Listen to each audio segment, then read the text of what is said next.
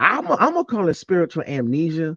Hear me out and feel what I'm saying. Because if you strip a people from their land, you strip a people from their names, you strip a people from their ritual, and then you convince them to praise the very stories that are in the book, your book, a book, that demonize their land, their names, their ritual. See, I got a problem with that because that's not religious confusion. That's cultural. And some of us are out here tripping all over ourselves, trying to call it and trying to prove it as faith, as the good faith, as the right faith, as the proper faith. I'm like, it's bad enough that you're trying to prove that it's faith in and of itself. But then when you try to raise it to the heights of the supreme faith, like I said, I don't want to really step on toes. I have been down this path numerous times with numerous people. So I know that when you have this kind of a conversation, really all you're going to end up doing is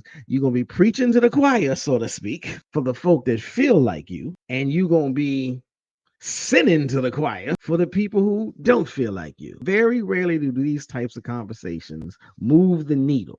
You can't really change nobody's mind. And I'm not even necessarily mad at that. I get it. Because like I said, nobody's going to necessarily change my mind about the way I look at this stuff. But let's just say, for the sake of argument, that the Bible is Black history. Ride with me, though. Shabazz, break it down with the proper perspective. The proper perspective. So much controversy and a lot of deception. You don't know who's coming through with the light and reflection, and whose mouth is mumbling, trick knowledge deceptive. Shabazz, break it down with the proper perspective. So